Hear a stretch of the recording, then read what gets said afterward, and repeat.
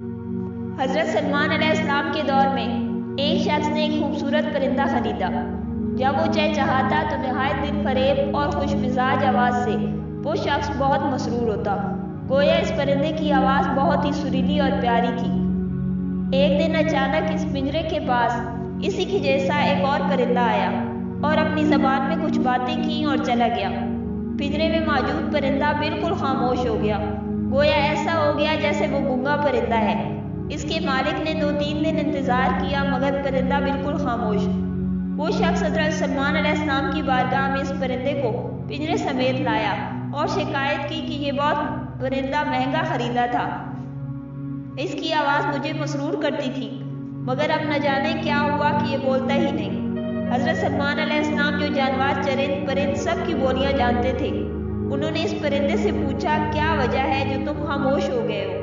وہ پرندہ عرض گزار ہوا، اے اللہ کے برحق نبی، یہ شخص سمجھتا ہے میں خوش ہو کر چہچہاتا ہوں، مگر حقیقت یہ ہے کہ میں دیگر آزاد پرندوں کو دیکھ کر روتا ہوں کہ کاش میں بھی آزاد ہوتا تو کتنا اچھا ہوتا، مگر یہ میری زبان نہیں سمجھتا، تو یہ خیال کرتا ہے جیسے میں بہت خوشی سے گنگنا رہا ہوں۔ پھر ایک دن میرا ہم جنس میرے پاس آیا اور کہا کہ یہ شخص تیری زبان نہیں سمجھتا بلکہ سمجھتا ہے کہ تو بہت سریلی آواز سے خوشی خوشی چہچہا رہا ہے۔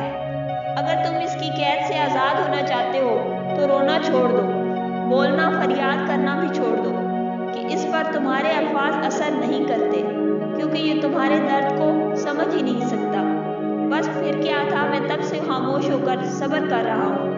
حضرت سلمان علیہ السلام نے اس شخص سے کہا کہ پنجرہ کھول دو اور اس کو آزاد کر دو، کیونکہ اب یہ پنجرے میں کبھی بھی نہیں بولے گا۔ اس شخص نے کہا اگر اب یہ خاموش ہی رہا تو بلا وجہ اس کو رکھ کر میں کیا کروں گا؟ لہٰذا اس نے حضرت سلمان علیہ السلام کے حکم کی اتباع کرتے ہوئے پنجرہ کھول دیا۔ وہ پرندہ خود اڑ کر درخت کی شاخ پر بیٹھا اور اس شخص کو دیکھ کر کچھ چہچہا کر اڑ گیا۔ اس شخص نے حضرت سلمان علیہ السلام سے عرض کی کہ یہ کیا کہہ کر گیا ہے؟ آپ علیہ السلام نے فرمایا کہ اس نے کہا ہے کہ اگر تو بھی اپنے غموں اور مصائب سے آزاد ہونا چاہتا ہے تو خاموش ہو جا اور صبر کر لے، کسی سے کچھ شکایت نہ کر، تو تجھے بھی ایک دن سارے غموں سے نجات مل جائے گی۔